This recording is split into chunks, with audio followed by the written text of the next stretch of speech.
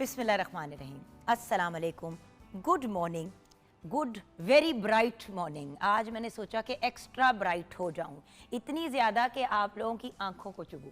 नहीं, वैसे व्यूअर्स देखें, मुझे पता है कि जो कलर मैंने आज पहना है नॉर्मली वो बाहर में पहना जाता है, लेकिन मॉनसून में भी दिल चाहता है कि बंदा ज़रा ब्राइट एंड कलरफुल एंड मज़े मज़े के कपड़े पहने।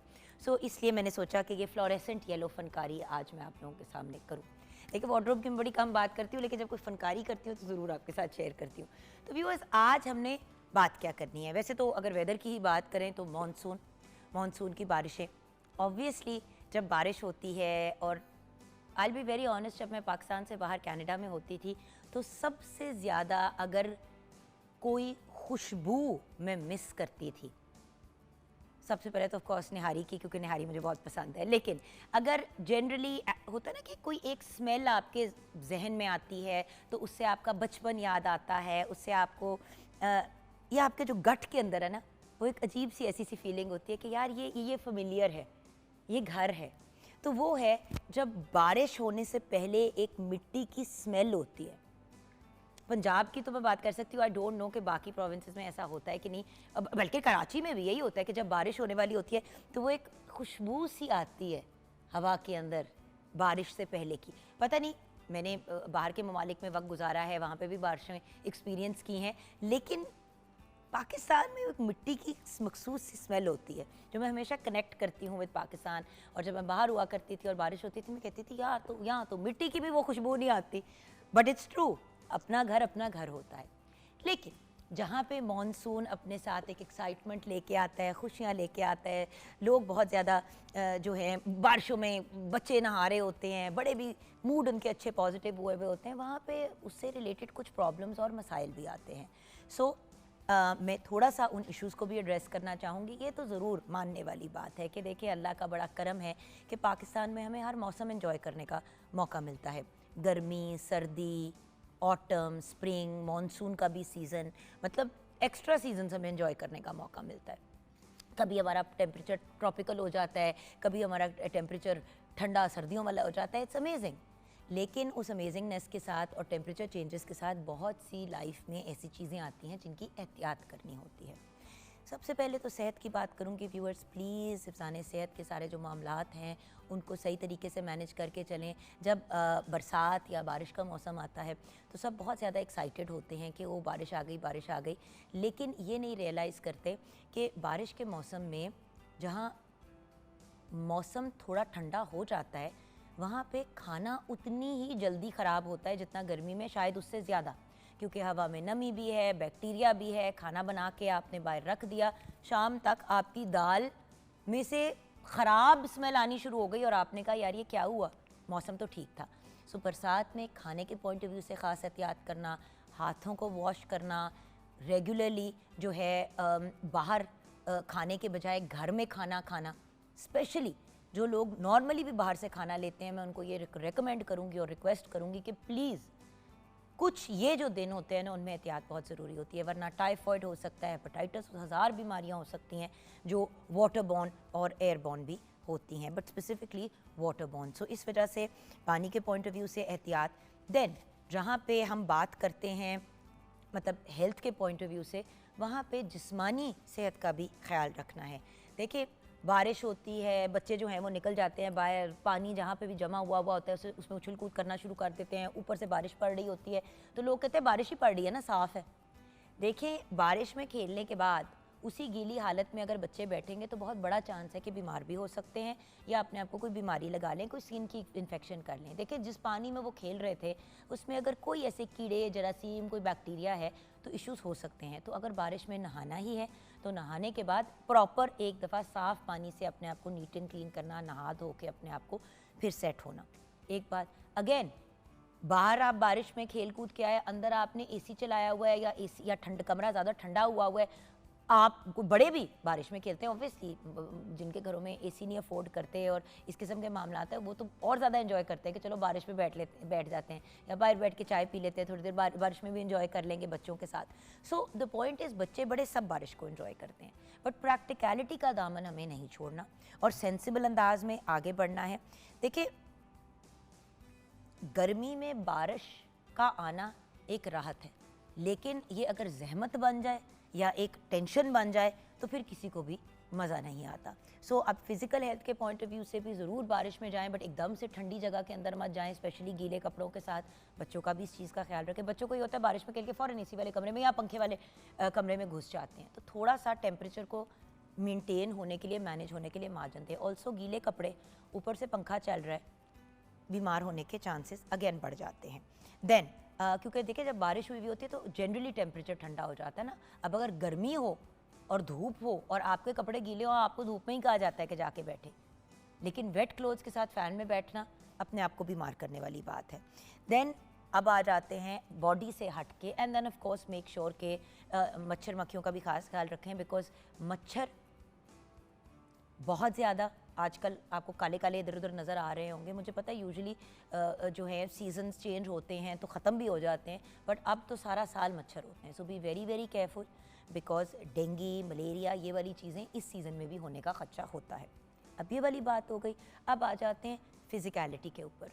व्यूअर्स प्लीज़ मानसून के सीज़न से पहले अपने जो घर के गटर हैं, जो ड्रेन्स वगैरह हैं, गलियों के ड्रेन्स वगैरह हैं, हर बंदा अपने इर्द गिर्द के एरिया को और अपने घर के एरिया को अगर मेंटेन करेगा तो वो जो पानी खड़ा हो जाता है ना अक्सर घरों के बाहर या रोडों पे, उस मामले से हम बच जाएंगे। एक मेजर रीज़न ये होता है कि हम लोग जब गार्बेज वगैरह डिस्पोज कर रहे होते हैं तो गटर के अंदर थैला भी गया हुआ है, उसके अंदर वेरियस और चीज़ें गई हुई हैं, उससे ड्रेनेज के इश्यूज़ होते हैं।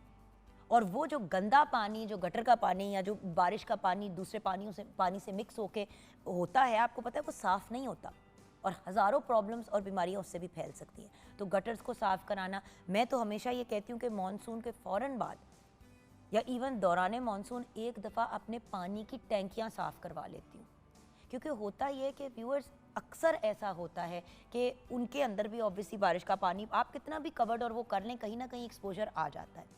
सो गलियों को अपना साफ़ रखना, मेक श्योर के ख़ासकर उन इलाकों में जहाँ पे ड्रेनेज का सिस्टम कमज़ोर है, वहाँ पे अपने घरों तक पहुँचना लोगों को मुश्किल हो जाता है, तो स्पेशली अपने इर्द गिर्द की चीज़ों को नीट एंड क्लीन रखें कि एक्स्ट्रा प्रॉब्लम ना हो आपको, राइट। और अगर आपके इर्द गिर्द में कोई प्रॉब्लम हो रही है तो अपने एरिया के जो भी इंचार्ज हैं उनको जाके इन्फॉर्म करें। उस वक्त मौके पे जब उगल उगल के पानी ऊपर आ रहा होता है, घरों के अंदर जा रहा होता है, लोग बहुत तंग होते हैं और बहुत से लोगों के घरों की बेसमेंट जो है वो भी फ्लड हो जाती है जिन्होंने बनाई होती है। सो वो भी एहतियात करनी ज़रूरी है। ट्रांसपोर्ट रुक जाती है, सो हमें इसका भी ख्याल करना चाहिए कि ट्रांसपोर्ट के पॉइंट ऑफ व्यू से गाड़ी या बाइक या व्हीकल वो निकालें अगर बारिश बहुत पड़ी हुई है और आपको पता है कि इतनी ज़्यादा है कि आपकी मोटर बाइक या आपकी गाड़ी फंसेगी। पुरानी गाड़ियाँ स्पेशली होता है कि उनमें पानी चला जब फंस जाती हैं, वो स्टक हो जाती हैं। सो कोशिश करें कि ज़रूरत के तहत ही निकलें, स्पेशली अगर बहुत ज़्यादा पानी या फ्लडिंग का इशू हो गया है।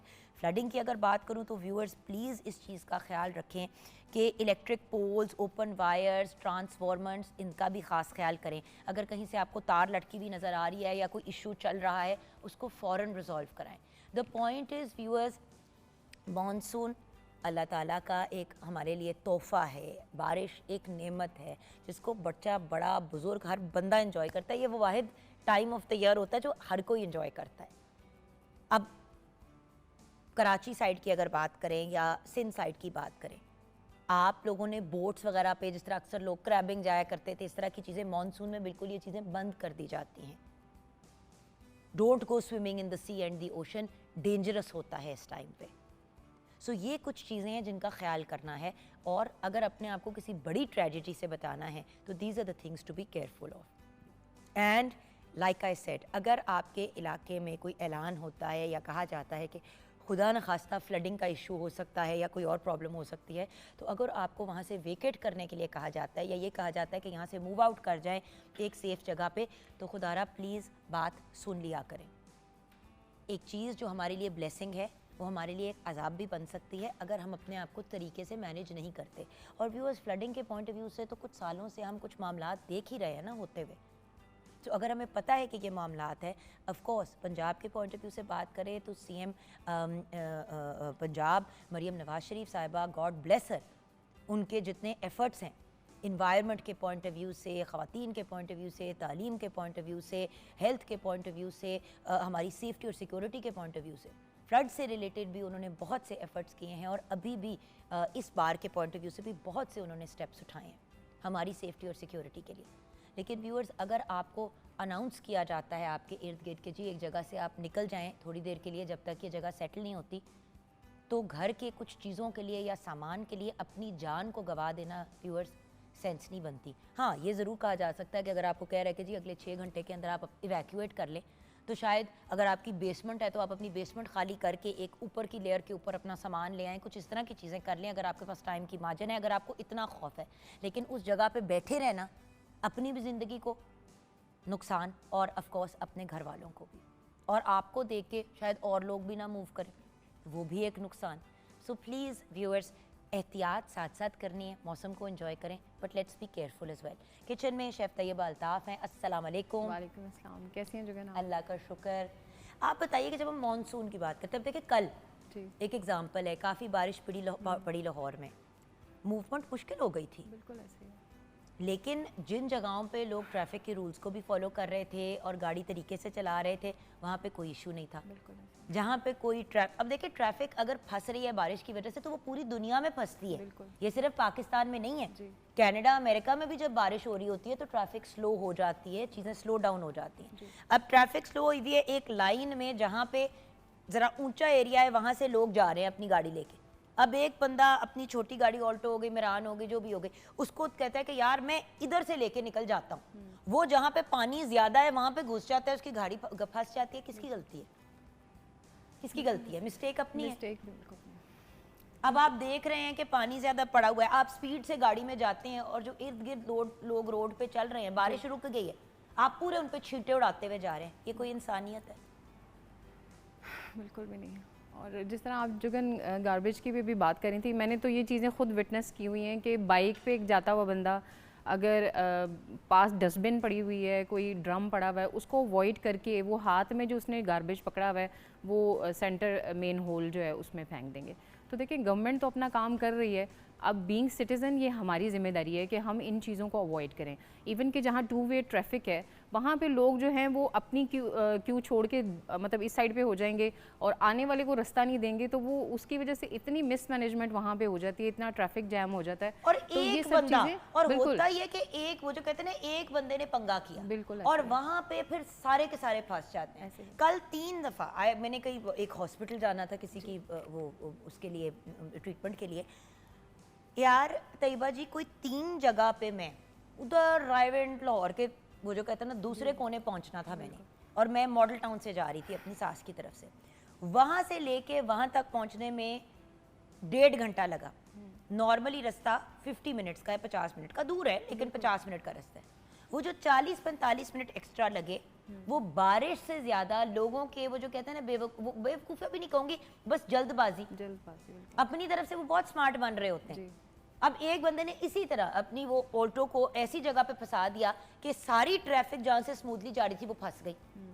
दूसरी तरफ पानी इतना ज्यादा, अब ना बाइक वाले उस पास से जा सकते हैं ना कोई और, उस बंदे ने वहां पे गाड़ी अपनी फंसा ली और फिर रोड पे खड़े होकर सबसे बदतमीजियां भी कर रहे हैं। ये सबसे गलत बात है कि अपनी गलती नहीं माननी। बस लोगों को आई थिंक ये लगता है कि अगर हम गलती कर लेंगे जी। और माफ़ी मांग लेंगे तो हमारी इज्जत बड़ी ख़राब हो कम जाएगी, बिल्कुल। जबकि अगर आप गलती करके सॉरी कहते तो अगले फिर आपको हेल्प करने की कोशिश करते हैं कि यार अगला पछता रहा है या पछता रही है, लेट्स हेल्प देम आउट। बिल्कुल ऐसे। जब आप चौड़ हो जाते हैं और कहते हैं क्या क्या इसमें मैंने क्या किया, अगला कहता है यार जा फिर। अगर आप मसले में हैं तो फिर आप मसले में रहें। बिल्कुल। जो बंदा अपनी मदद नहीं करना चाहता, अपने आप को बार बार डैमेज कर रहा है, आप उसकी क्या को हेल्प कर सकते हैं? खैर, यहाँ पे हम ब्रेक की तरफ जाएंगे व्यूअर्स। ब्रेक के बाद किचन में मुलाकात होगी, शेफ़ तैयबा हमारे साथ रेसिपीज़ भी शेयर करेंगी। आज हमारे साथ 3 बहुत ही brilliant and accomplished individual stories भी हैं, और वो हमारे मुल्क का नाम किस तरह से रोशन कर रहे हैं उससे रिलेटेड भी बात करेंगे। कुछ एक पर्सनैलिटी ऑफ कोर्स हमारी गवर्नमेंट से भी रिलेटेड है, लेकिन व्यूअर्स कोई किसी भी एरिया किसी भी फील्ड से रिलेटेड हो, अगर वो कोई इंटरेस्टिंग या डिफरेंट या यूनिक काम कर रहा है जिससे हमारे मुल्क की इज़्ज़त बन रही है, तो हमारा फ़र्ज़ बनता है कि हम उनको ज़रूर हाईलाइट करें। या अगर कोई ऐसा इंसान है जो हमारे मुल्क के लिए, हमारे मुल्क के बच्चों के लिए, बच्चियों के लिए काम कर रहा है, तो उनको हाईलाइट करना हमारा फ़र्ज़ बनता है। और कुछ नहीं तो हौसला अफजाई तो कर सकते हैं ना व्यूअर्स। तो ब्रेक के बाद वापस आएंगे, किचन में मुलाकात होगी। किचन में भी ये हम गाइडेंस लेंगे कि मॉनसून में स्पेशली क्या ख़ास एहतियात करनी चाहिए फूड के पॉइंट ऑफ व्यू से। आप हमारे साथ रहिएगा।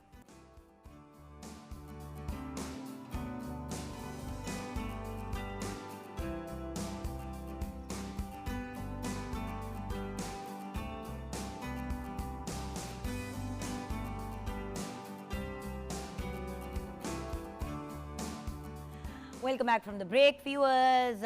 एप्रन पहना है तो किचन में आ गई होंगी। एप्रन भी इसीलिए पहनती हूँ क्योंकि आप लोग जो मेरा हाल करते हैं ना किचन में, हमेशा मुझे पहले मैंने व्यूअर्स बड़ी एक्साइटेड होकर ना आके ना किचन में खाना बनाना शुरू कर देती थी। जब मैं बना के मेकअप रूम में जाके चेंज करती थी आफ्टर द प्रोग्राम तो कहती थी लो जी सालन और पता नहीं क्या क्या, पता नहीं वैसे आप लोग शेफ्स किस तरह मैनेज कर लेते हैं इवन विदाउट इट। आदत हो जाती है ना, इतनी प्रैक्टिस के बाद आदत हो जाती है। बिल्कुल। अच्छा जी, आज हम बना के आ रहे हैं वैसे आज मौसम के जी। तहत तो कुछ मज़े का टाइप डिफरेंट सा बनता है। बिल्कुल, आज हम बना रहे हैं, अगर मैं ये कहूँ कि हर दिल अजीज़ तो गलत नहीं होगा, कड़ी चावल बना रहे हैं आज हम। हाँ हाँ हाँ हाँ, क्या बात है। और यहाँ पे मैंने थोड़ा सा प्याज को जो है ना वो गोल्डन ब्राउन कर दिया। अब आपने इसमें अदरक लहसुन की पेस्ट डालनी है और ये मसाले डालने। ठीक है, तब तक मैं जो है वो बता देती हूँ। और ये हमने राइस के लिए बना रहे हैं या नहीं ये नहीं, कड़ी? ये हम कड़ी के लिए बना रहे ये हम कड़ी के लिए जी। बना रहे हैं, बिल्कुल ठीक है। तो आप इंग्रेडिएंट्स बता दें हैं। ताकि जी हम बिल्कुल, तब मैं तक बताती हूँ। कड़ी चावल के लिए व्यूअर्स हम इस्तेमाल कर रहे हैं चावल 1 किलो, और चावल जो है इनको हम बॉईल कर लेंगे। और कड़ी के लिए जो है वो दही एक किलो हम इस्तेमाल कर रहे हैं। नमक हस्बे ज़ायका है। सुरख मिर्च पाउडर 1 खाने का चम्मच है। धनिया पाउडर 1 खाने का चम्मच है। हल्दी आधा खाने का चम्मच है। ज़ीरा 1 खाने का चम्मच। तेज़पत्ता 2 अदद। सूखी मेथी आधा खाने का चम्मच। प्याज आधा किलो। बेसन हस्बे ज़रूरत है। तेल भी हस्बे ज़रूरत है।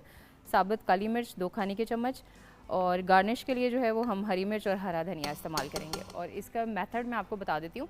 जिस तरह अभी ये मेरे सामने दही है, इसके अंदर मैं बेसन ऐड करूँगी और इसको अच्छे से मिक्स करके इसको स्ट्रेनर से गुजार के हम जो कढ़ाई हमने रखी है जिसमें ऑयल थोड़ा सा मैंने डाला था क्योंकि हमने बाद में तड़का भी लगाना है, उसमें हमने प्याज को गोल्डन ब्राउन कर लिया और उसके साथ इसमें हम अदरक लहसुन की पेस्ट ऐड करेंगे और सारे मसाले जो मैंने आपको रेसिपी में बताए हैं वो सब इसमें ऐड करके थोड़ा सा कुक कर लेंगे। और उसके बाद ये दही का मिक्सचर जो है इसको स्ट्रेनर के साथ उसमें हम ऐड कर देंगे और इसको थोड़ा सा इसके साथ पानी ऐड करके 2 से 3 ग्लास इसको हम पकने के लिए रख देंगे।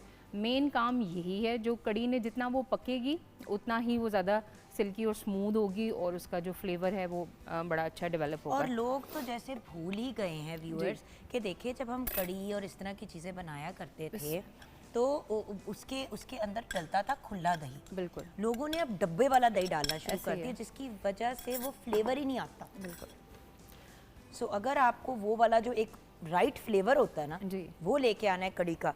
अब लोगों ने इमली डालनी शुरू कर दी है, नींबू डालना शुरू कर दिया है। एक्चुअली आपको खटास डालने की ज़रूरत ही नहीं होती बिल्कुल। थी। और जो जितनी सिंपल रेसिपीज़ ये हैं इनको आप सिंपल ही रखें। जितना आप कॉम्प्लिकेशन की तरफ जाएंगे, जिस तरह अभी जोगिन कह रही थी इमली का पानी बिल्कुल भी ऐड करने की ज़रूरत नहीं है। बस ये ख्याल करें कि जब आपने कड़ी बनानी है, जैसे आपने कल बनानी है, एक दिन पहले ला के दही जो है वो आप रख लें, बस कुछ भी बीच में ऐड करने और की ज़रूरत खुला नहीं है। दही। खुला दही, बिल्कुल खुला दही, क्योंकि ये जो डब्बों वाला दही है ना उसका जी। ना वो फ्लेवर आता है और ना ऐसे ही ही है। उसकी ये लुक एंड फील आता है। तो ये मैं पहले ज़रा अपना थोड़ा सा इसको पानी को वो करके डाउन ना, थोड़ा सा अदरक लहसुन को भी कर लूँ। अच्छा, नेक्स्ट स्टेप हमारा क्या है? नेक्स्ट ये है कि इसको मिक्स करके मैं स्ट्रेनर ले आती हूँ। इसको जो है हम जब मसाले इसमें कुक कर लेंगे तो उसके साथ जो है हम इसमें ऐड कर देंगे स्ट्रेनर की मदद से प्याज के साथ, मसालों के साथ इसको ऐड करके इसमें थोड़ा सा पानी डाल के इसको हम पकने रख देंगे। और मीनवाइल जो है हम पकौड़ों की भी तैयारी कर लेते हैं ताकि वो भी हम साथ ही फ्राई कर लेंगे। बिल्कुल ठीक है, आप अपने पकौड़ों की तैयारी करें, मैं तब तक अपना जो ये थोड़ा सा हमने प्याज को जो किया है। अच्छा, प्याज को भी ब्राउन करने का व्यूज़ बेसिकली वो उसका एक फ्लेवर मज़े का आ जाता है। थोड़ा सा तड़का तो आप डालेंगे ही डालेंगे, लेकिन इसमें थोड़ा सा अगर आप भून के मसाला डाल लेते हैं ना तो उसका फ्लेवर बेहतर आ जाता है। आप तब तक अपने बेसन का मिक्स बना लें फॉर द पकौड़ा। ऑयल के नीचे ऑन कर देते हैं ताकि जब तक मैं मिक्स करूँगी तो ये थोड़ा गर्म हो जाए। गरम हो जाएगा तो हमने ऑयल भी साथ साथ चीज़ें अगर करें। लोग कहते हैं यार कड़ी चावल बड़ा लंबा बड़ा टाइम लगता है। हाँ, कड़ी के इसको जो हम बनाते हैं, क्या इसको कहते हैं, क्या ऐसे हम कहते हैं, दही का जो मिक्सचर है इसमें, हाँ, वो उसके अंदर जो है वो कड़ी जो है एक्चुअली पार्ट ऑफ इट जो आपने पकानी है, मेन तो कहानी उसी की होगी। अब ये देखिए इसमें सिर्फ 2 चीज़ें हैं, जो दही है और उसके साथ बेसन है, नथिंग एल्स। कोई चीज़ हमने नहीं ऐड की, ये सब कुछ हम आपके सामने बना रहे हैं। सिंपल से वही मसाले जो घर के मसाले होते हैं वो, और पकोड़े जो हैं वो भी अभी हम आपके सामने तैयार करेंगे। इसीलिए थोड़ा सा मैंने कहा कि मैं अदरक लहसुन की पेस्ट को भी कुक कर लूँ, उसके बाद मैं ये मसाला जार डाल के इसको थोड़ा सा एक्स्ट्रा भून लूँगी। कड़ी की बेस अच्छी बन जाए ना व्यूअर्स, तो फिर आपका पूरी की पूरी डिश जो है ना उसका फ्लेवर एलिवेट हो जाता है। बिल्कुल ऐसे ही है। कोई वाली बात ना जो हम हमेशा करते हैं, मसाला ठीक बन जाए तो सारी कहानी आपकी फिट हो जाती है। अभी आप जुगन मॉनसून की भी बात करी थी, तो तो मॉनसून में यार किचन के अंदर चीज़ों को बंदा कैसे तरीके से मैनेज करे। बिल्कुल, तो मैं होता उसके ये है कि खाना लोग बना लेते हैं, जी। वो सुबह का खाना, दोपहर का या सुबह का बना हुआ खाना शाम को नहीं आप खा सकते, बिल्कुल ऐसे ही। अनलेस आपने उसको फ्रिज में या कुछ केसेस में फ्रीज़र में रखा हुआ। सो ये देखिए अब हमारा मसाला जो है ना इसका भुन भी गया है, स्मेल भी बड़ी मज़े की आ रही है। अब इस स्टेज पे हम इसके अंदर कड़ी पोर कर देंगे, राइट? जी, ये स्टेनर के साथ में मैं ये पकड़ लेती हूँ स्टेनर। लाइए जी, चल,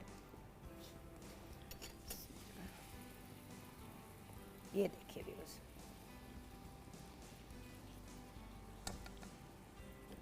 स्ट्रेनर को यूज़ करने का रीज़न उसका रीज़न ये है कि इसमें जो, वैसे तो मैंने इसको विस्क किया लेकिन कुछ लम्प्स रह जाते हैं, फिर लोग ये शिकायत करते हैं कि दही फट जाता है और उसमें गुठलियाँ सी बन जाती हैं। तो ये है कि इस तरह जो है वो आपकी बड़ी सिल्की, जिस तरह मैंने पहले कहा, स्मूथ सी बनेगी कड़ी।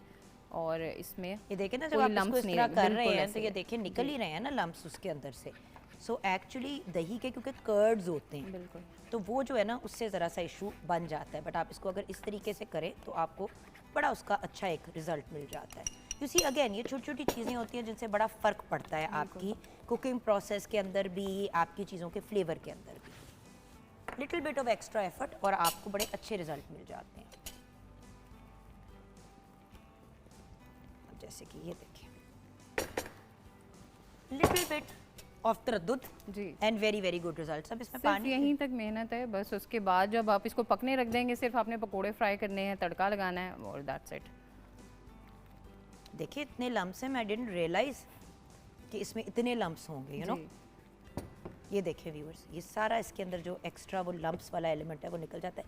लेकिन ये जो ये दही का फैट नहीं होता, जी, क्या? नहीं नहीं, दही का फैट नहीं है, वो उसके अंदर ही है। और क्योंकि हमने इसको पहले भी विस्क किया है, जब आपने उसमें बेसन ऐड किया है तो डेफिनेटली उसमें लम्प्स बनेंगे, तो वो इसीलिए हम जो है वो स्ट्रेनर के थ्रू गुजार लेते हैं उसको, ताकि वो अच्छा हमारा मिक्सचर जो है वो रेडी हो जाए।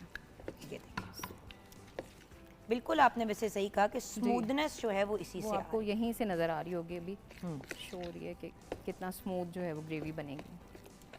और देखिए ना कड़ी का वो कलर भी आ गया जो आप चाह रहे होते हैं कि आपकी कड़ी का एक्चुअली लुक और फील आए। बाकी जो कुछ कसर रह गई है वो भी पकने से आप पूरी हो ही एक जाएगी। सेकंड पकड़ेंगी, मैं इसमें से ना ये ज़रा निकाल लूँ सारा स्पैचुला के साथ। बिकॉज ये ज़ाया करने वाली चीज़ें नहीं है। हम क्या करते हैं कि आधे से ज़्यादा अपना सामान जो है ना वो उसी के अंदर छोड़ देते हैं पैन के अंदर। ये देखें एक पूरा उसके अंदर से एक आधा कप के करीब जो है वो इससे निकला है, मिक्सचर निकला है। तो आप उसको यूटिलाइज़ करें, वेस्ट करने का क्या तुक है। ऑलरेडी आधी दुनिया में लोग भूखे मर रहे हैं, हम और मतलब जो है वो और वेस्टेज की तरफ जाए बनता नहीं है। अच्छा अब इसमें कोई पानी शानी डलेगा? जी, इसमें तकरीबन हम 2 से 3 ग्लास पानी के ऐड करेंगे, क्योंकि इसने अब पकना है और अच्छे से जो है ये मिक्स हो जाएगा। उसके साथ ही पकौड़ों का जो हमारा मिक्सचर है वो भी तैयार हो गया। अभी हम पकने के लिए रख देंगे। ये लीजिए जी, हमने पानी भी और इसमें डाल लेंगे अपने लिए। और ये हमने अब अपनी कड़ी रख दी पकने के लिए। ज़्यादा भी पानी डाल जाए तो सिर्फ ये कि आपने उसको कुक ज़रा सा एक्स्ट्रा करना है, दैट्स ऑल। और ये देखिए ऑलरेडी आपकी कड़ी का जो कलर हम लोगों की रिक्वायरमेंट होती है ना वो आ गया। उसके अंदर अगर किसी भी चीज़ का लंप है तो वो उसके अनियंस का है, that's it and nothing else. But वही चीज़ है ना, little bit of an extra effort और चीज़ों के फ्लेवर्स भी अच्छे हो जाते हैं और लुक्स भी अच्छी हो जाती हैं। अभी भी वैसे कड़ी थिक है, हम इसको बड़े तरीके से कर सकते हैं। साथ साथ अपनी जगहों को नीट करते रहा करें। स्पेशली कड़ी बनाते हुए एक बड़ा इशू आता है कि जब हम बना रहे होते हैं ना कड़ी, तो हम लोग देखते नहीं हैं और हमारी जगहों पे ना गंद काफ़ी ज़्यादा जो है वो पड़ जाता है। एंड देन आपको पता है कि वो जो बेसन वाला जो एक मिक्सचर है वो अगर चिपक जाए, चाहे वो पकौड़े का चिपक जाए या इसका चिपक जाए, तो वो फिर ठीक नहीं होता। अब यहाँ पे हम लोगों ने, जैसे कि आप देख रहे हैं, ये ज़रा ऊपर कर दें, हाँ यहाँ पे हम अपने अभी पकौड़ों को भी फ्राई करने के लिए ऑलमोस्ट रेडी है। अच्छा आप वेजिटेबल्स वाले बना रहे हैं, हमारे घर में ना विदाउट सब्ज़ी वगैरह बनते हैं। अच्छा ठीक है, वो हर घर का फिर अपना रेसिपी होती है। हम मोस्टली ऐसे ही बनाते हैं, तो मैंने कहा चलें वही रेसिपी फॉलो That's करते right. हैं। वो आप किसी भी वेजिटेबल के साथ, जिस तरह जी। ऑलमोस्ट टेम्पुरा स्टाइल वेजिटेबल्स को फ्राई कर लिया और उसमें बिल्कुल। डाल दिया, वो कोई भी फ्लेवर हो सकता बिल्कुल ऐसे ही है। है। कुछ लोग आलू के बनाते हैं, जी। कुछ मिक्स वेजिटेबल के बनाते हैं। जी। मैंने तो एक दफ़ा किसी के घर करते इस तरह से खाई, उन्होंने अंडे भी किए हुए थे और वो भी किया हुआ था, उसे क्या कहते हैं हम, अंडे भी और साथ में आलू भी, अच्छा। और उसको डाला हुआ था कड़ी में। बड़ी इंटरेस्टिंग सी कॉम्बिनेशन थी, मैंने कभी वैसे पहले इस तरह की कुछ बिल्कुल चीज़ ऐसे। ट्राई नहीं की थी। अच्छा, एक हमारा, हाँ, और ये हमारे पकौड़े हमने डाल दिए फ्राई होने जी। के लिए। अब व्यूअर्स इट्स नाउ, अब सिर्फ टाइम की गेम है बिल्कुल। कि आप कितना को टाइम लेते हैं जी। इसको रेडी करने में, इसको कुक अभी करने ये में। पकोड़े फ्राई करके मैं निकाल लूँगी, तो फिर राइस बॉयल करूँगी। और वही वाली चीज़ है ना कि जब तक आपके पकौड़े फ्राई होंगे, जी। आपकी कड़ी भी तैयार हो रही होगी, उसके बाद आपने उसमें पकौड़े डाल दिए और आपने अपनी राइस बॉयल कर लिए। बिल्कुल। और वैसे तो कड़ी के साथ प्लेन जो वाइट राइस है जी, वही जी, अच्छे बिल्कुल लगते हैं, वही अच्छे लगते हैं। और साथ में आप कोई हरी चटनी या कोई इस तरह की जी। इमली की चटनी या कोई चीज़ देना चाहे तो। बट प्लीज़ उसके अंदर जो एडिशंस होती है ना, कुछ लोग नींबू निचोड़ निचोड़ के डाल रहे होते हैं, जी। क्योंकि वो कहते हैं यार नींबू डाल लेंगे तो उसका फ्लेवर आ आप जाएगा। कॉन्डिमेंट साथ रखें, उसमें जो है वो बेहतर ऑप्शन मैं आपको बताती हूँ। जैसे हम चिली ऑयल इस्तेमाल करते हैं, चिली ऑयल आप साथ सर्व कर सकते हैं और वो बड़ा मज़े का उसके साथ लगता है। उसके साथ लहसुन की चटनी आप रख सकते हैं, वो भी बड़ी अच्छी लगती है, ज़बरदस्त लगती है इसके साथ। तो साथ सर्व करें, आप बीच में नहीं ऐड करें, जो ओरिजिनल फ्लेवर है वो रहने दें। वो रहने दें। और ये देखें, कड़ी भी पक रही है, पकौड़े भी बन रहे हैं, राइस इसके बाद बॉईल होने के लिए जाएंगे। जी। हम लोग आई थिंक काफ़ी हद तक we are ready to go and be done. So हम ब्रेक की तरफ जाएंगे। ब्रेक के बाद जब वापस आएंगे तो हमारे साथ एक बहुत ही इंस्पिरेशनल पर्सनालिटी, जिन्होंने इंटरनेशनल फोरम पे पाकिस्तान का नाम रोशन किया है, उनसे बात करेंगे ब्रेक के बाद।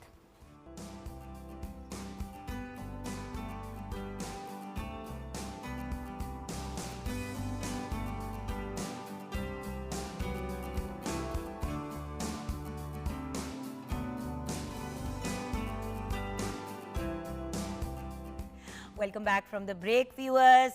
बहुत ही टैलेंटेड और बहुत ही ब्रिलियंट यंग मैन हमारे साथ हैं, जिनका ताल्लुक़ तो लोरालाई बलूचिस्तान से है, लेकिन आप एक एंटरप्रेन्योर हैं।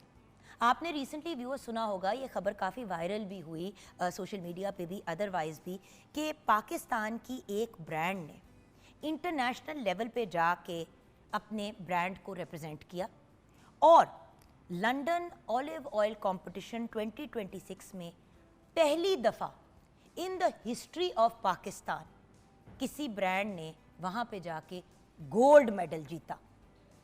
व्यूअर्स, जाके अवार्ड मिल जाना कि जी पार्टिसिपेट किया या ये किया, ब्रॉन्ज सिल्वर वो अपनी जगह होती है, लेकिन गोल्ड मेडल का तो बेसिकली मतलब है कि यू आर द विनर।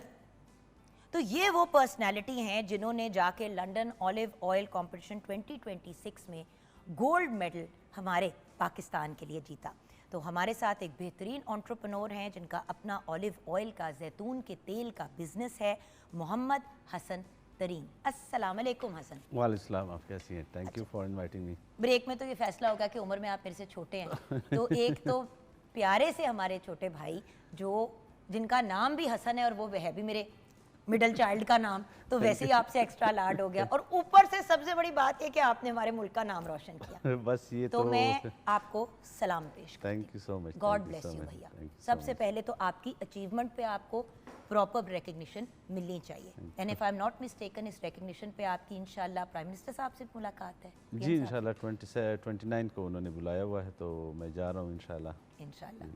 तो सबसे पहले तो इस सफ़र के आगाज़ की बात करते हैं, फिर बात करेंगे कि ये लंदन ऑलिव ऑयल कॉम्पिटिशन ये था क्या, इस पे हम बाद में बात करेंगे। पहले मैं ये जानना चाहती हूँ कि आपका सफ़र कहाँ से शुरू होता है? अभी तो आप लाहौर में रहते हैं, लेकिन बिजनेस आपका सारा बलूचिस्तान में है।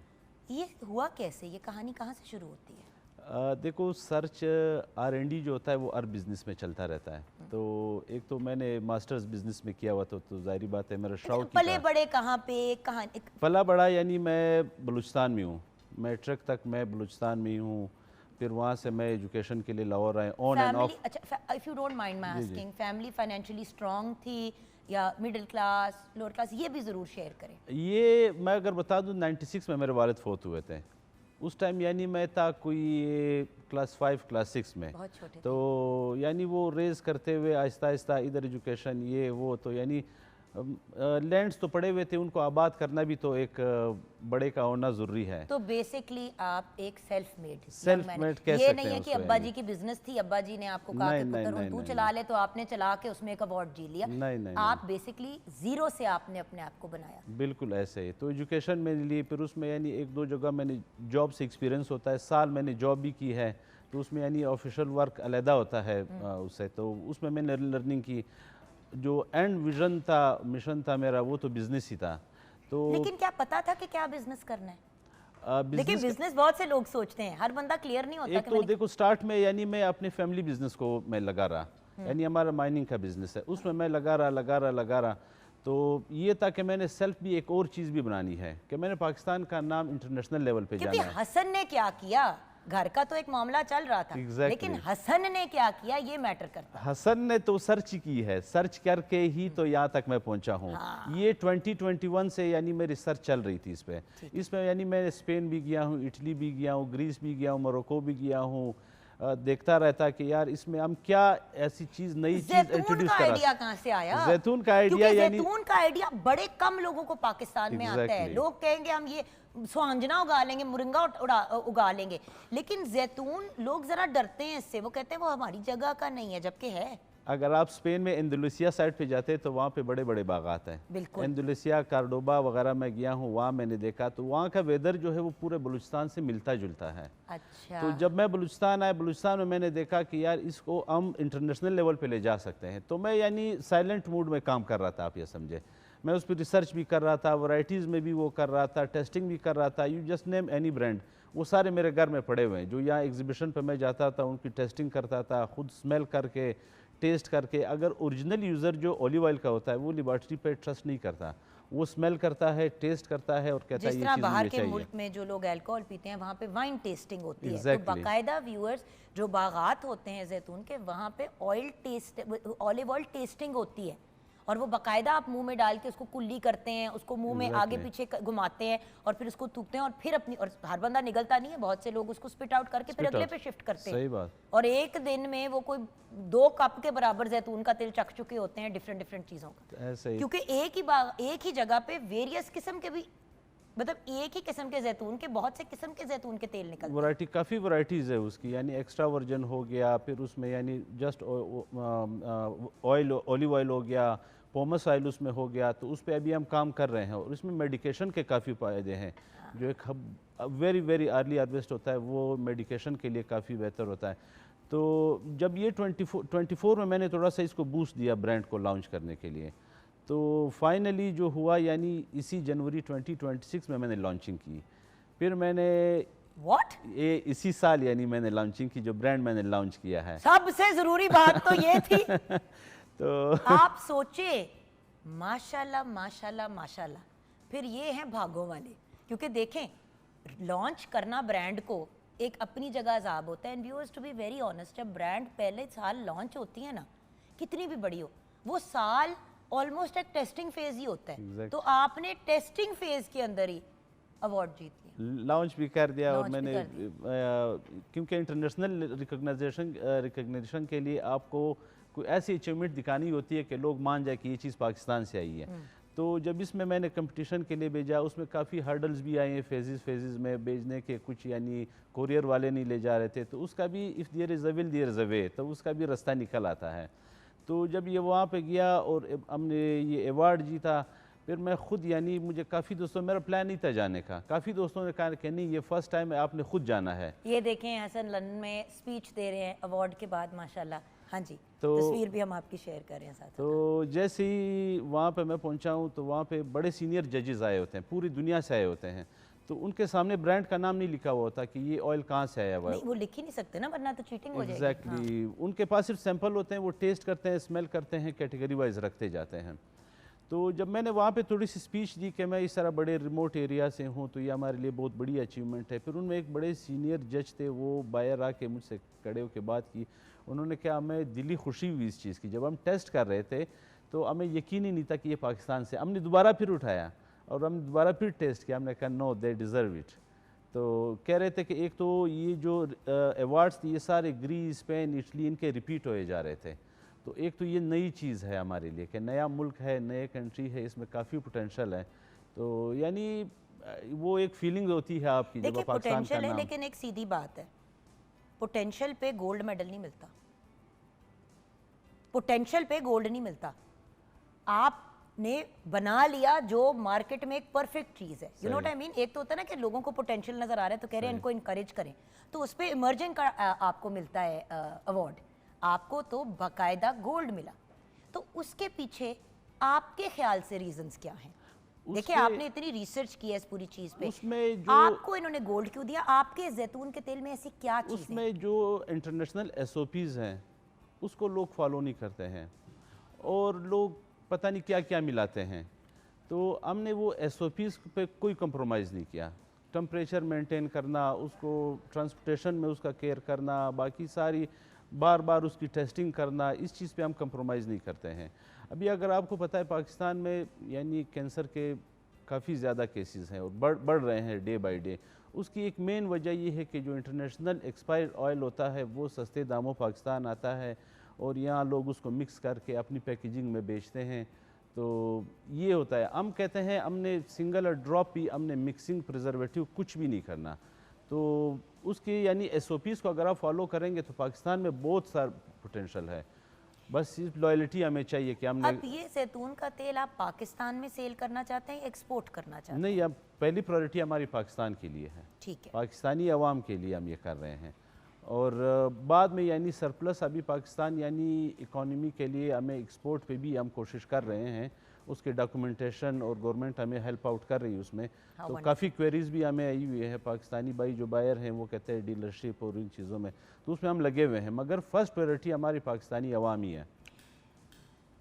आगे का what's the plan from here Hassan? आपने तो शुरू होते ही गोल्ड जीत लिया, हुन इत्थों किथे जाओगे, जिस तरह पंजाबी में कहते हैं। जिस तरह मैंने कहा कि इनके 3-4 कैटेगरीज में कंपटीशन होता है, क्वालिटी में होता है, मेडिकेशन में होता है और पैकेजिंग में होता है। तो क्वालिटी में तो आप जीत गए हैं। तो टाइम टू टाइम ये भी आएंगे, फिर नेक्स्ट शो के लिए भी कुछ रखेंगे ना, वो सरप्राइज देंगे। Okay, well best of luck with everything. और आपका पैगाम उन यंग लोगों के लिए, बहुत से इस वक्त यंग लोग आपको देख रहे हैं हसन, जो यही सोच के बैठे हुए हैं कि यार हमने कुछ करना है, लेकिन कुछ करने की या तो हिम्मत नहीं होती या समझ नहीं आ रही होती, तो आप उन यंग लोगों को क्या इंस्पिरेशनल पैगाम देना चाहेंगे?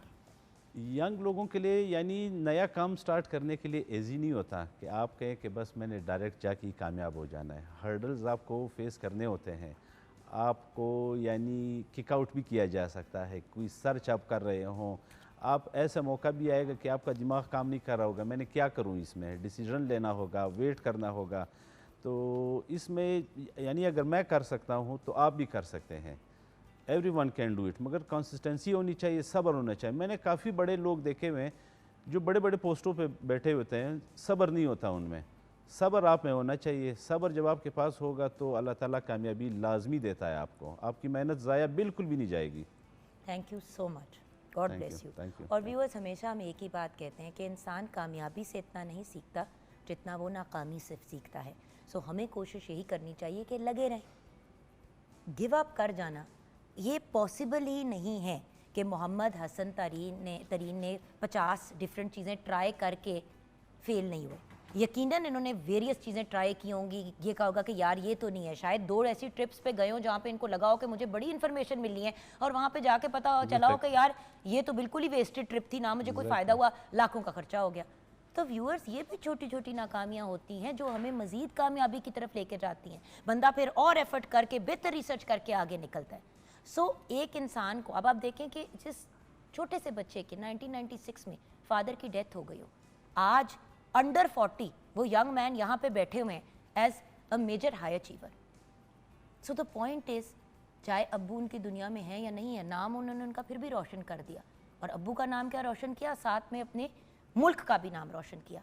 तो हम भी हाई अचीवर्स बन सकते हैं अगर हम राइट रोल मॉडल्स रखें। तो इसीलिए हम इन हीरोज़ को अपने प्रोग्राम पे बुलाते हैं ताकि आपको इंस्पायर भी करें और आपको मोटिवेशन भी दें।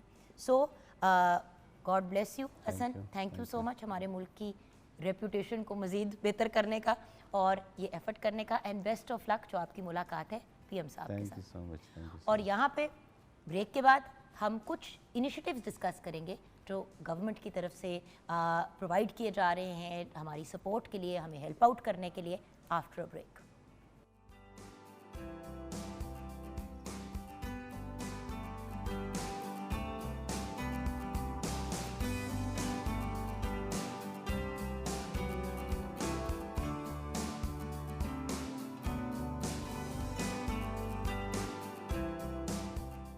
Welcome back from the break viewers. कभी कभी ब्रेक में आपकी मुलाकात इतनी इंटरेस्टिंग और इंट्रीगिंग पर्सनालिटी से हो जाती है कि आपको एहसास ही नहीं होता कि आप ऑन एयर नहीं थे।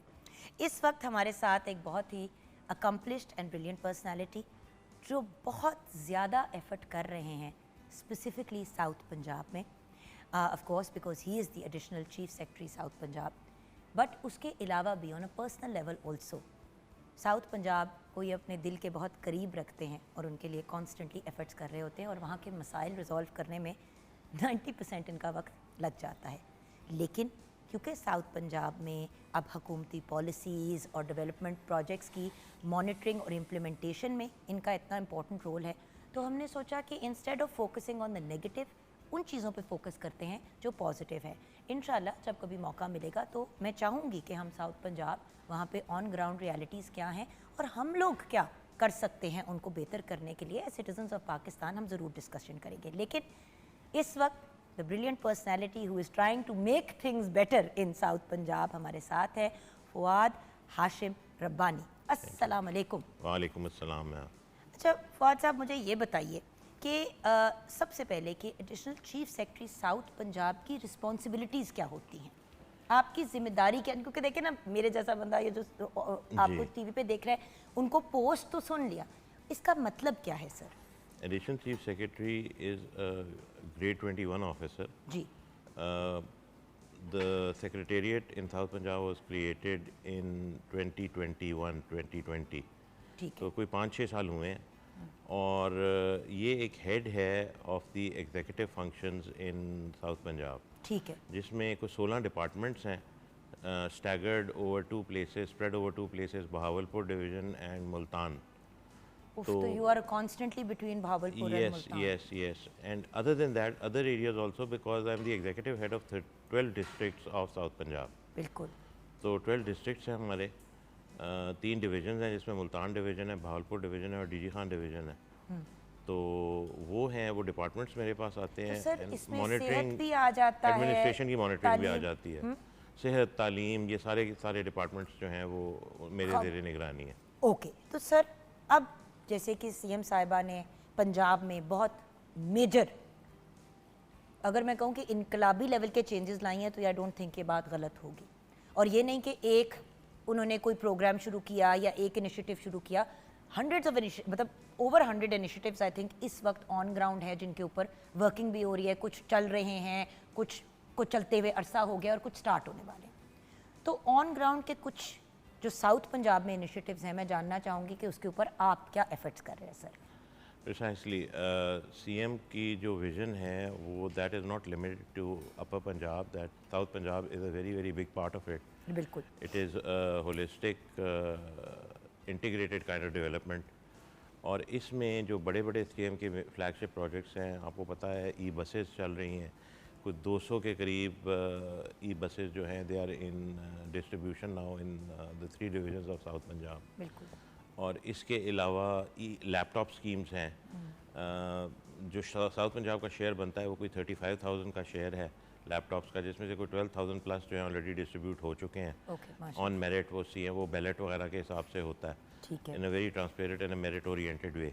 ठीक है। और इसके अलावा हिम्मत कार्ड है और लाइफ स्टॉक कार्ड है, मैं बताता हूँ। हिम्मत कार्ड है, लाइफ स्टॉक कार्ड है। लाइफ स्टॉक कार्ड में बेसिकली ये है कि एनिमल्स जो हैं, हेफर काउज जो हैं, वो लोगों को दी जा रही हैं, ख़वातीन को, अच्छा, to make them more and more sustainable as individuals, और वो अपने आप पाँव पे खड़ी हो सकें। और असल में होता ही है ना कि अगर किसी खातून के खुदा न खास्ता हस्बैंड की डेथ हो जाए या उसके ऊपर अकेली या उसको तलाक दे दी जाए, उसको अकेले छोड़ दिया जाए, तो ऐसी खवातीन के लिए घर से बाहर निकल के जॉब ढूंढना इम्पॉसिबल होता है, क्योंकि घर में बच्चे होते हैं, 100 और मामलात होते हैं। बिल्कुल ऐसे ही है। तो अक्सर हमारी रूरल ख़वातीन ऐसी ही होती हैं जैसे आपने बताया है। तो ये चाहती हैं मसाइल कि गाय भैंसे वगैरह रख लें, कुछ जानवर रख लें। जो कुछ उनको ज़रिया मुआश मिल जाए तो लाइफ बिकम्स ईजियर, तो उनको टारगेट किया है सीएम की इस पॉलिसी ने। और मतलब उनको एक बाइज़्ज़त रोज़गार जो है वो मुयसर आया है इस तरह के उनको। मतलब ये काउज़ और एनिमल्स जिसमें मुर्गियाँ हैं और इस तरह की चीज़ें हैं, बकरियाँ हैं, ये चीज़ें उनको दी जाती हैं। और मतलब इस तरह की तकरीबन अब तक कोई, if I am not wrong, तकरीबन कोई 38 to 39,000 हेफर्स जो हैं, काउज़ जो हैं, ये डिस्ट्रीब्यूट हो चुकी हैं वाओ, इन साउथ पंजाब। वंडरफुल। और वही वाली बात ना कि व्यूअर्स, इस तरह के इंटरेस्ट फ्री लोन्स के उनको वापस करते हुए भी आपको प्रॉब्लम नहीं होती है। एंड यही तो बात है कि ये एक हैरान कुन बात है कि पंजाब में जिन लोगों ने लोन्स लिए भी हैं वो जिस तरीके से रिटर्न कर रहे हैं, एक अनएक्सपेक्टेड लेवल का वेरी response है। Unexpected level. इसके अलावा पीपल विद स्पेशल एबिलिटीज़ या पीपल विद डिसेबिलिटीज़ जिनको हम कहते हैं, उनके लिए भी सीएम ने, शी हैज़ दिस विजन के उनके लिए wheel chair and assistive devices का प्रोग्राम है। उनके लिए हिम्मत कार्ड है। हिम्मत कार्ड के तहत उनको अबाउट 10,500 पर क्वार्टर जो हैं वो पैसे मिलते हैं। Okay. और they can make good sustenance for themselves. और दिस इज समथिंग, इसमें ह्यूमन एंगल और बहुत एक्सेंचुएट होकर सामने आता है। बिल्कुल। बट धी रानी में भी तो बहुत ज़्यादा धी रानी में बहुत अब देखिए थी। बाहर के ममालिक में लोग गए शादियां कराना, क्या मतलब शादियां तो लोग, बट ये नहीं रियलाइज़ करते कि जिस मुल्क में इतनी गुर्बत है वहाँ पे बच्ची की शादी करना और एक बाइज़्ज़त पहाड़ तरीके से बाइज़्ज़त अंदाज बाइज़्ज़त में। तरीके से करना। बाइज़्ज़त एक एक एक पहाड़ है। अब देखें, ठीक है, हम खुद कहते हैं कि जहेज़ एक लानत है, लेकिन इवन वेस्ट में जब एक बच्ची की शादी हो रही होती है तो वो अपने घर को सेटअप करने के लिए कुछ चीज़ें वगैरह, बर्तन भांडे तो लेती है।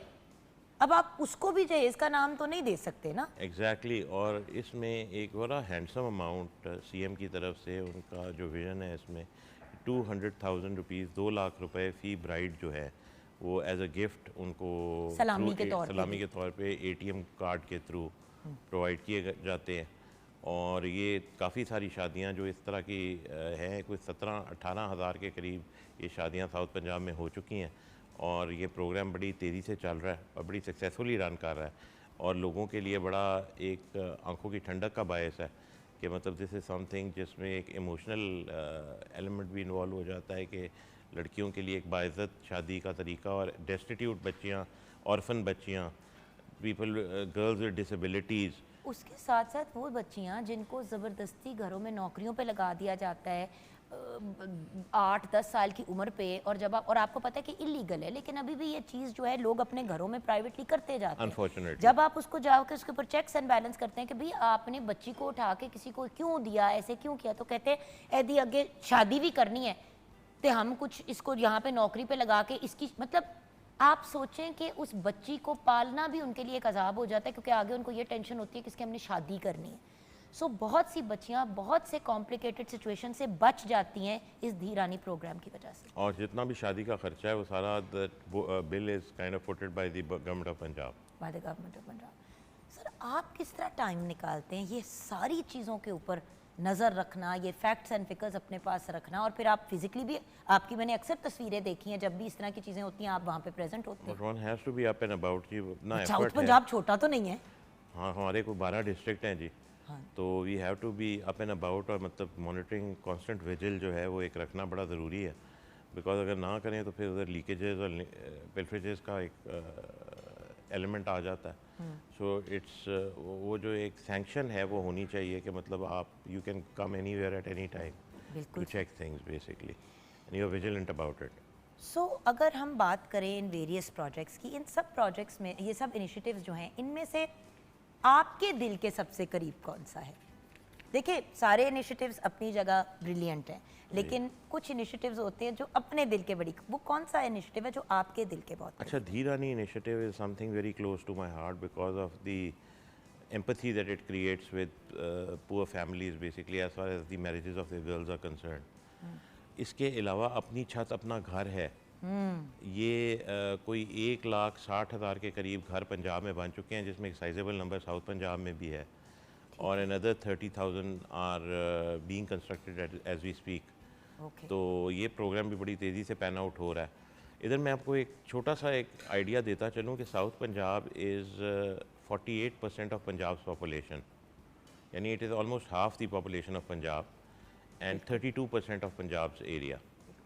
और अक्सर लोग गला ये करते हैं ना कि मतलब पंजाब की बात करें तो सारी तवज्जो तो लाहौर पे होती है, लेकिन बात यह कि लाहौर के हालात compare to a lot of other areas बहुत बेहतर हो चुके हैं, विच इज़ वाई मुझे बहुत खुशी होती है कि साउथ पंजाब के इनिशिएटिव्स साउथ पंजाब के लोग देख रहे हैं यहाँ, मतलब हर जगह Exactly. राइट पीपल देखने के लिए भी तो हो ना सर, अच्छा, इनिशिएटिव तो बन ही जाते इसमें हैं। मैं ये कहूँगा कि ये एक मिथ है कि डिफरेंशियल डेवलपमेंट है। Development is very integrated and holistic. CM का विजन इसमें बड़ा क्लियर है। मैं आपको एक छोटी सी एग्जांपल सर देता हूँ। इसीलिए तो आपको बुलाया है साउथ पंजाब के पर्सपेक्टिव से, because the biggest problem is अक्सर जब प्रोग्राम करती तो बाद में लोग कहते हैं आप तो लाहौर की। मैंने कहा जी मैं लाहौर की बात नहीं कर रही, मैं पूरे पंजाब की बात कर रही हूँ। इसलिए स्पेशली आपको हमने तकलीफ दी कि प्लीज आप भी आके बताएं कि it's Bahawalpur, all of those areas in between, right? Very true. अच्छा, इसमें ये है कि मतलब जैसे फॉर एग्जांपल अगर आप स्किल डेवलपमेंट लेते हैं, आजकल आपको पता है डिग्री से ज़्यादा स्किल्स का दौर है, मार्केटेबल स्किल्स का दौर है। तो लाहौर में तो एक यूईटी है, हमारे पास 3 यूईटीज़ हैं इन साउथ पंजाब। हमारे पास बाबा फरीद यूनिवर्सिटी ऑफ इंजीनियरिंग है रहीम यार ख़ान में। हमारे पास Mohammad Nawaz Sharif university of engineering technology है इन मुल्तान। हमारे पास डीजी खान में चाकर खान रिंद यूनिवर्सिटी बनने जा रही है of engineering and technology. So we have a lot of good things coming up as far as education is concerned. इसी तरह आप देखें, आपके पास एक PIC है लाहौर में, हमारे पास मुल्तान इंस्टीट्यूट ऑफ कार्डियोलॉजी है विच इज़ वर्किंग, हमारे पास बहावलपुर इंस्टीट्यूट ऑफ कार्डियोलॉजी है विच इज़ वर्किंग सिंस 2018। बिल्कुल। तो that is something which is sharing the load of PIC, और बड़ा ये एफर्ट हो रहा है। हमारे पास Kulsoom Nawaz Sharif cancer hospital is coming up in DG Khan. बिल्कुल। तो ये बहुत बड़े बड़े इनिशिएटिव्स हैं which people need to no basically. देखिए ना व्यूअर्स, हर बंदा कहते हैं कि देखिए मियाँ साहब ने इधर कैंसर हॉस्पिटल बना दिया लाहौर में आगे करके, साउथ पंजाब में भी बनाया है व्यूअर्स। हर एरिया कोशिश तो मतलब PM साहब की और CM साहिबा की, CM पंजाब की यही विजन है, उनका यही ख्वाब है कि हर एरिया में अच्छे स्कूल, अच्छे यूनिवर्सिटी, अच्छे मगरों लाने वाला काम नहीं। और आप देखें कि किस लेवल और स्केल की चीज़, तो लाहौर में जो ऑटिज्म स्कूल इन्होंने खोला है, exactly state of the art, we are working on that in south Punjab also. Multan में भी उस पर काम हो रहा है। और मैं आपको बताऊं कि मतलब इसके अलावा आपकी यूनिवर्सिटीज़ का नेटवर्क जो है ये बड़ा एक खुशाइंद है जो इस वक्त वहाँ पे है।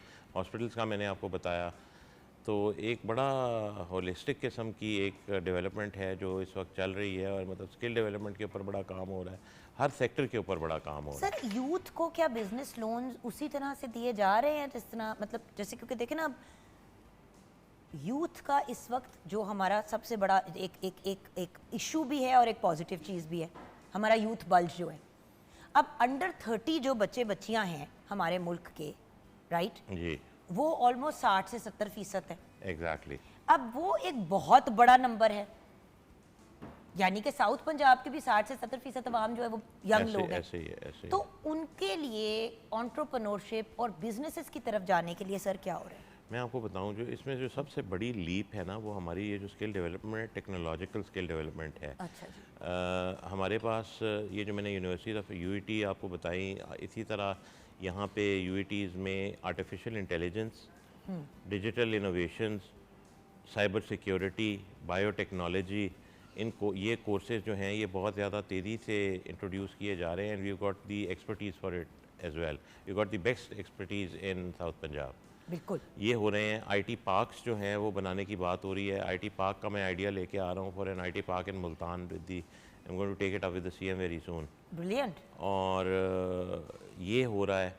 बहावलपुर का एयरपोर्ट बंद था बड़े अरसे से, वो हम लोगों ने बड़ा शोर डाल के कि मतलब आपने बाकायदा उसको आबाद कर दिया। बीकानेर में which is a smaller city across the border in Rajasthan, वहाँ पे इतनी टूरिज़म भी नहीं है, लेकिन जस्ट एज अ सिंबल के वो टूरिस्टिक उसकी एडवांटेजेस क्या हो सकती हैं और लेवरेज कैसे हो सकती है tourism, they are continuing their flights there from the Bikaner airport. Okay तो उसको हमने बेस बना के तो we got this airport going as well. Okay अच्छा, इसके अलावा मैं आपको वैसे बताऊंगा. सर आपने टूरिज्म की बात की तो थोड़ा उसके बारे में भी जी. बताइए.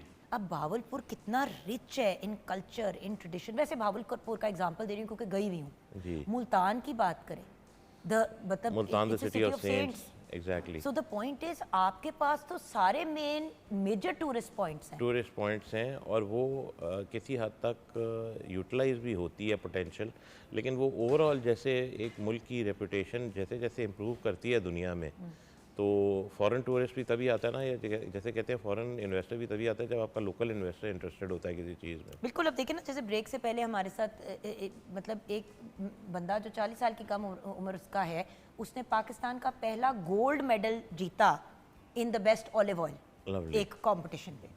और इनकी इंशाल्लाह पीएम साहब से 29 तारीख को मुलाकात भी है. आई थिंक 10 कोई एंटरप्रेन्योर्स हैं जिन्होंने कुछ हाई अचीवमेंट्स किए हैं, उनको पीएम साहब मिल रहे हैं. Lovely. By the way viewers, ये भी जानना बहुत ज़रूरी है कि ये नहीं है कि अगर आप कोई चीज़ अचीव करेंगे या कोई चीज़ करेंगे और अपने मुल्क का नाम रोशन करेंगे तो आपको वैल्यू नहीं मिलेगी, आपको सिग्निफाई नहीं किया जाएगा. सर आप लोग कितना ज़्यादा सराहते हैं अपने हाई अचीवर्स को साउथ पंजाब बहुत में? करते हैं, और मतलब वी मेक इट अ चाहे पॉइंट टू कॉल स्पोर्ट्स हो, चाहे एजुकेशन हो, चाहे किसी ने कोई बिजनेस बहुत इंटरेस्टिंग डिफरेंट एग्जैक्टली किया हो. एग्जैक्टली. इवन बच्चे जो अच्छा रिजल्ट लेके आते हैं बोर्ड के एग्जाम में, I make it a point कि उनको अपने पास बुला के share a cup of tea with them बिल्कुल. And give them some token of मैंने आवर कुछ आपकी लव एंड तस्वीरें देखी है इस तरह बच्चों वगैरह के तो साथ भी. और कोशिश वो. होती है कि मतलब इंकरेजमेंट जितनी हो सके वो अपने लेवल पे करता हूँ मैं. बिल्कुल. Only on account of the fact कि हमारी जो सीएम है उनका भी यही विजन है, वो ये प्रॉपर्टीज़ जो हैं, ये इस तरह के काम जो हैं वो बहुत ज़्यादा करती हैं. बच्चों को इनकरेज करना, लोगों को इनकरेज करना to do positive things in life, to take hold of their lives and make something out of it. आप अपने साउथ पंजाब के व्यूअर्स को और फैंस को क्या पैगाम देना चाहेंगे सर, और उसके साथ साथ बाकी पाकिस्तान को साउथ पंजाब के बारे में क्या बताना चाहेंगे? जी सर. साउथ पंजाब एक एग्रेरियन सोसाइटी है. It is bread basket of Pakistan, और एग्रीकल्चर रिसर्च भी वहाँ पे आपको मैंने जैसे बताया, वहाँ पे यूनिवर्सिटी ऑफ एग्रीकल्चर भी है मुल्तान में, which is doing good research in agriculture. तो एग्री इंडस्ट्री को फ़रोग देने की ज़रूरत है और एग्रीकल्चर प्रैक्टिसेस को मॉडर्नाइज़ करने की ज़रूरत है. तो मेरी एग्रीकल्चरल जो हमारे फार्मर्स हैं साउथ पंजाब के लिए, उनके लिए तो ये पैगाम है कि जो नई प्रैक्टिसेस आ रही हैं और जो इसके लिए गवर्नमेंट ने मुख्तलिफ़ किस्म के एवेन्यूज़ फराहम किए हुए हैं, उसका पूरा फ़ायदा उठाएँ और मतलब अपने एग्रीकल्चरल बिजनेसेस को और एग्री इंडस्ट्री को जितना फ़रोग दिया जा सकता है वो दें. और लोगों के लिए ये है कि लोगों को साउथ पंजाब आना चाहिए. They should know and understand about south Punjab. You got very good people there, understanding capable people there who are very loving and caring. बिल्कुल. So come to know of it by visiting South Punjab. बिल्कुल. बहुत प्यारी बात की फवाद साहब ने कि at the end of the day viewers, ये बात याद रखनी इम्पॉर्टेंट है कि हम लोग पूरी दुनिया को घूमने का ख्वाब लेके अपने दिल में बैठे होते हैं, लेकिन अपने मुल्क को जाके नहीं देखते या उसको डिस्कवर करने की कोशिश करते. बात ये है कि व्यूअर्स, पाकिस्तान इतना खूबसूरत है. जैसे कि हम अभी दो शहरों का नाम नहीं, मुल्तान की बात की, सिटी ऑफ सेंट्स, भावलपुर की बात की, एब्सोल्युटली ब्यूटीफुल. कभी जाके देखे भावलपुर. मैं एक नहीं 3 दफ़ा जा चुकी हूँ. एक दफ़ा गई थी काम के तहत, 2 दफ़ा अपॉर्चुनिटी मिली तो चली गई. जस्ट लाइक दैट, शौकिया. It's so beautiful and rich in culture. और 2 से 3 दिन आप वहाँ पर गुजार के आएँ, आपका पर्सपेक्टिव ही चेंज हो जाएगा कि पाकिस्तान में कैसे कैसे ख़जाने हैं. So viewers, make that effort. और गवर्नमेंट जो आपके लिए इनिशिएटिव्स क्रिएट कर रही है, अपॉर्चुनिटीज़ क्रिएट कर रही है. देखिए, घोड़े को पानी तक लेके जाया जा सकता है, ज़बरदस्ती पानी नहीं पिला सकते. एंड यहाँ पे जैसे कि सर ने बताया, साउथ पंजाब में बहुत सी अपॉर्चुनिटीज़ भी हैं. तो फॉर एग्जांपल, अगर आप सिंध में हैं और आपको नहीं कोई नज़र आ रही अपॉर्चुनिटी, अपनी कोई बिजनेस, कोई एंटरप्रेन्योरशिप, कोई चीज़, you can always come to South Punjab and find yourself an opportunity over there. Within country migration is a very normal thing viewers. So ये भी एक चीज़ की जा सकती है. साउथ पंजाब में बहुत ज़्यादा पोटेंशियल है व्यूअर्स, और वो पोटेंशियल वो लोग वहाँ के लोग, उस इलाके के लोग तो अब उसको यूटिलाइज़ कर रहे हैं. आप भी उसका फ़ायदा उठा सकते हैं.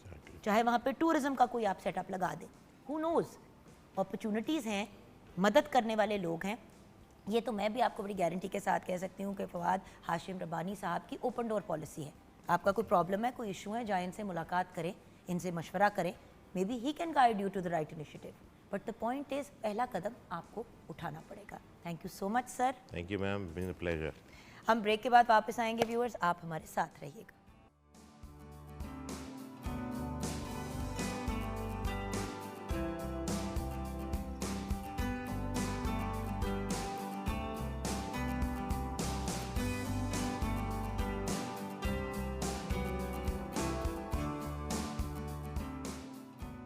Welcome back from the break viewers. हमारे साथ एक बहुत ही ब्रिलियंट यंग मैन है। अब इनका ताल्लुक तालीम से है, क्योंकि देखिए हमने वेरियस एरियाज़ कवर किए। एक एंटरप्रेन्योर से हमने आपकी मुलाकात कराई, फिर हमने आपको बताया कि on a state level south Punjab में क्या हो रहा है।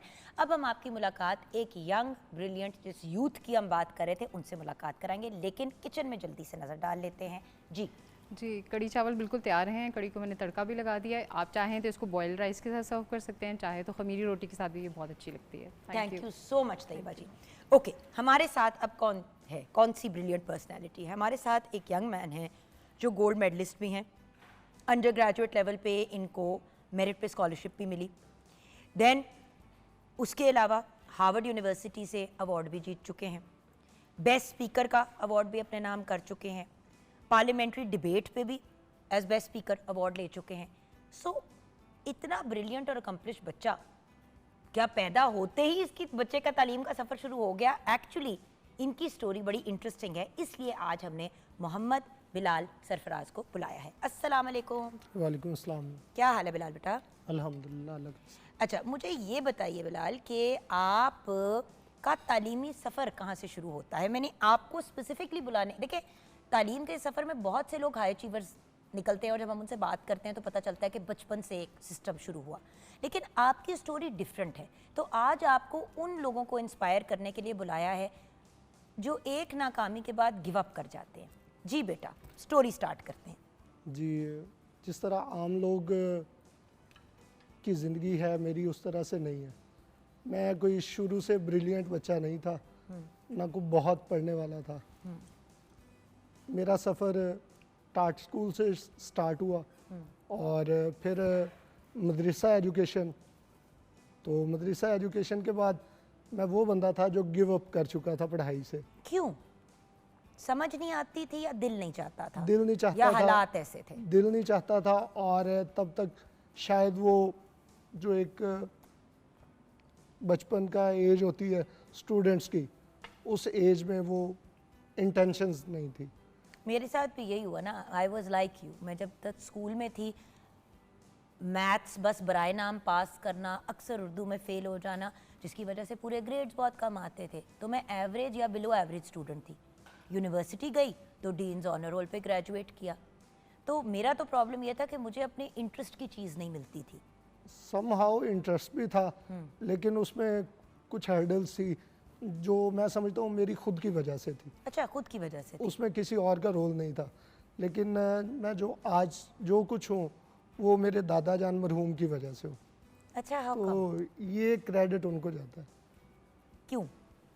मेरे पहले उस्ताद और मेरे मुर्शिद भी वही है। अच्छा, उन्होंने मुझे कान से पकड़ के रास्ते पे जिसे कहते हैं ना चलाना, तो इस तरह से चलाया।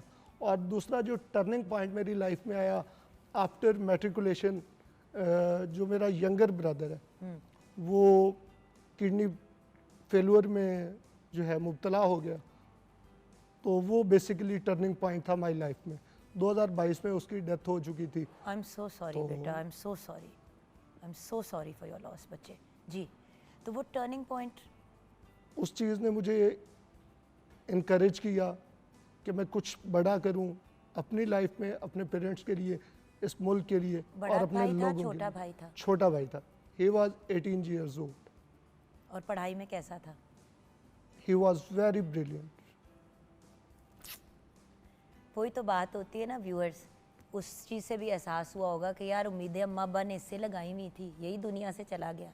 और वैसे भी एक इतनी छोटी उम्र पे आपके लिए टू हैंडल इतनी बड़ी ट्रेजिडी, ये कोई एज नहीं होती। खैर, फिर पढ़ाई की तरफ रुझान हुआ या बेहतरी फिर हुई? पढ़ाई हुई और पढ़ाई हुई और पढ़ाई हुई। तो ये बताओ मेरा बेटा कि gold medalist BS history government college university GCU जी। फैसलाबाद, ये क्या कहानी है? ये मेडल जब मैं भाई एक तरफ बीमार था, दूसरी तरफ मैं उसके साथ हॉस्पिटल में उसको मैनेज कर रहा था, साथ में एकेडमिया चल रही थी, साथ में कॉम्पिटिशन्स चल रहे थे, तो एक ही जहन में था, ये भाई का ख्वाब था कि मैं आपको किसी अच्छी जगह देखना चाहता हूँ। तो इसके लिए फिर सर तोड़ मेहनत की, कॉम्पिटिशन्स भी खेले, मुकाबले भी बोले, इसमें काफ़ी हर्डल्स भी आई, डिपार्टमेंटल पॉलिटिक्स भी आई, लेकिन एंड ऑब्वियसली अगर भाई की तबीयत नहीं ठीक तो आप ज़्यादा बहुत सा टाइम आपका मिस भी होता होगा, जिसकी वजह से और भी हर्डल्स आई होंगी। तो बहुत सारी चीज़ों को लेकिन मैनेज करने के बाद अल्हम्दुलिल्लाह आई गॉट माई पोजीशन। उसके बाद उसके साथ साथ आपको HEC की तरफ से एहसास अंडर ग्रेजुएट मेरिट स्कॉलरशिप भी मिली GCU फैसलाबाद में। ये क्या कहानी है? ये मेरिट बेस्ड स्कॉलरशिप थी, तो उसमें मैं एलिजिबल हुआ और गवर्नमेंट ऑफ पाकिस्तान की तरफ से तब मुझे इससे नवाजा। फिर aspire institute leadership award winner Harvard University 2022। Harvard University कैंच पहुंच गया हमारे टाट का स्कूल वाला प्यारा सा बच्चा। ये हार्वर्ड यूनिवर्सिटी का एक फेलोशिप है, तो उसमें मैंने रैंडमली अप्लाई किया, तो लेकिन वो मेरी एक्सेप्टेंस होगी। उसके बाद मैंने फेलोशिप डिस्टिंक्शंस के साथ कंप्लीट की और मुझे aspire institute of leadership program की तरफ से ऑनरेरी अवार्ड्स से नवाजा गया। माशाल्लाह। Then you also got best speaker university of engineering and technology, also best speaker parliamentary debating की तरफ, मतलब इतने सब पढ़ाई के साथ साथ डिबेटिंग को भी लेके चल रहे हो। इसका बड़ा इंटरेस्टिंग स्टोरी है। मैं बहुत शाय बच्चा था बचपन से ही। मदरसे में कंपटीशन था, तो मेरे दोस्त थे, उनके मुकाबले में मैंने नाम दे दिया। मैं अब स्टेज पे चढ़ा हूँ बोलने के लिए और वहाँ पे मेरे से बोला नहीं गया, और ज़बरदस्त किस्म का थप्पड़ पता नहीं कहाँ से आया है, उसने मुझे एक दफ़ा हिलाया है, वो दिन और आज का दिन। उसके बाद अल्हम्दुलिल्लाह मुझे इस तरह की कभी कोई शायनेस नहीं और चांद की ज़रूरत नहीं पड़ी। पड़ी। हाँ ठीक है, वो अक्लमंद बच्चा वही है जो एक पे सीख जाए। लेकिन व्यूअर्स ऑफ कोर्स ये उन वक्तों की बात है जब ये बिहेवियर, ये चीज़ें एक्सेप्टेबल होती थी। हम तो हमेशा एक ही बात कहते हैं, मार नहीं प्यार, और मदरसों वगैरह में भी अब वो वाली चीज़ नहीं होती। But I understand what you are saying. देखिए व्यूअर्स, वो थप्पड़ ज़रूरी नहीं है कि एक फ़िज़िकल थप्पड़ हो। कभी कभी जैसे कि ज़िंदगी में एक इनको मेंटल धचका लगा, या जिसको आप थप्पड़ भी के ज़िंदगी का एक थपेड़ा ही है ना, कि आपका 18 साल का भाई दुनिया से चला जाए। वो बच्चा कह सकता था कि अब तो मेरे पास परफेक्ट एक्सक्यूज़ आ गया कि अब मैं बिल्कुल ही पढ़ जाऊँ और कहूँ कि वैसे ही मुझे पढ़ने का शौक़ नहीं था, अब तो मैं बिल्कुल ही ज़ीरो हो जाऊँ और कहूँ कि मैंने नहीं करना। लेकिन अपने भाई की बीमारी के दौरान ये लड़का लगा रहा और गोल्ड मेडल इसने हासिल किया, सिर्फ इसलिए क्योंकि वो उसके भाई का ख्वाब था। सो बात यह है कि व्यूअर्स, किसी बड़ी ट्रेजेडी या किसी नेगेटिव मोमेंट से ही क्यों सीखना ज़रूरी है? डे वन से क्यों नहीं फोकस से काम किया जा सकता? तो अब मेरा आपसे सवाल ये है कि आज की दुनिया, बेटे जब आप छोटे, बिल्कुल छोटे छोटे थे, उस वक्त हर बच्चे के हाथ में डिवाइस नहीं होती थी, अब है। तो एक बच्चा अगर वैसे ही पढ़ने की तरफ उसका रुझान नहीं है, ऊपर से उसके हाथ में डिवाइस हैं, तो वो किस तरह प्रोडक्टिव होगा? वो कैसे आगे बढ़ेगा? अब आपका पॉइंट ऑफ व्यू, वो बच्चा रह के भी और अब ये बच्चा बन के भी क्या है? मैडम, इसमें सबसे जो बेसिक थिंग है, आजकल लोगों के पास अपॉर्चुनिटीज़ हैं, इसको पॉजिटिवली किस तरह यूज़ करना है। इन गैजेट्स को, इस टेक्नोलॉजी को, इन चीज़ों से हमने इस्तिफ़ादा किस तरह हासिल करना है। एक टाइम वो था जब ये इन चीज़ों की एक्सेस नहीं थी, आपको इंटरनेट यूज़ करने के लिए भी इंटरनेट कैफ़े जाना पड़ता था। एकेडमिया में बहुत सारी लाइब्रेरियों की छानबीन करनी पड़ती थी। आपने अगर कोई काम करना होता था, रिसर्च वर्क करना होता, कुछ भी। लेकिन आज ये गैजेट्स और इस एक्सेस ने ये बहुत सारा काम आसान कर दिया। हाँ, इनको मोनेटाइज किया जाना चाहिए। पेरेंट्स को चाहिए कि अपने बच्चों को मोनेटाइज करें और उनकी जो है प्रोडक्टिविटी उसको देखें। मोहम्मद बिलाल सरफराज का ख्वाब क्या है? क्या चाहते हो बेटा? झूठ ना बोलना। सबसे पहले तो अच्छा इंसान बनना हर किसी की कोशिश होती है। यही कोशिश होगी कि इस तरह की अल्लाह। बेटा, मैं आवाम को सुनाने वाला आपसे सवाल नहीं पूछा, मैं आपसे ये पूछ रही हूँ मेरा बेटा कि बिलाल क्या चाहता है, मैं बिलाल का ख्वाब क्या है। वो अकेडमी- अपने माँ बाप के लिए एक महल बनाना चाहता है। What I am talking about is 10 years from now मैं मोहम्मद बिलाल सरफराज को कहाँ देखूंगी, देखना चाहूंगी नहीं, देखूंगी, क्योंकि मुझे मैं- पता है आप कर लोगे। इंशाल्लाह अकेडमिया में एक्सेल करना चाहूँगा ठीक है। और उसी में प्रोफेशनली ग्रो करना चाहूँगा। अकेडमिया बेसिकली मेरी डायरेक्शन है उसी में। और जहाँ तक मैं अल्लाह से हमेशा एक ही दुआ करता हूँ कि या अल्लाह कोई ऐसा काम मेरे से ले ले जिससे या तो मेरे असातिज़ा का नाम रोशन हो जाए, मेरे मुल्क का नाम रोशन हो जाए, मेरे पेरेंट्स का नाम रोशन हो जाए और इस मुल्क के लोगों का फ़ायदा हो। गॉड ब्लेस यू बेटा, अल्लाह आपको ज़िंदगी दे, सेहत दे आमीन। और आपके लिए हर स्टेज पे ज़िंदगी में आसानी आमीन। पैदा करे, आमीन। और मैं बेटा, अपने वालिद साहब को एक शेर डेडिकेट करना मेरा चाहूँगा। यही आखिरी सवाल तो पूछने दो, हमारे प्रोग्राम के एंड में किसको पैगाम देना चाहो? मैं आज तक अपने अब्बा को एक्सप्रेस नहीं कर पाया हाउ आई लव हिम।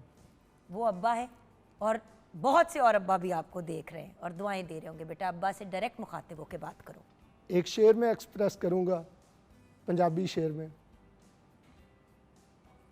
असां अब्बे दे मोढियां ते बह के अरशां तो पार वेख्या।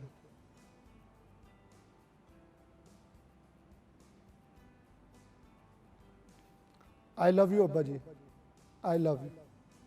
एक दफ़ा फिर से। असां अब्बे दे मोढियां ते बह के अरशां तो पार वेख्या। आई लव यू अब्बा जी। बिल्कुल सही। देखो मुस्कुरा के कहना है, अब्बा जी को रुलाना तो नहीं था ना।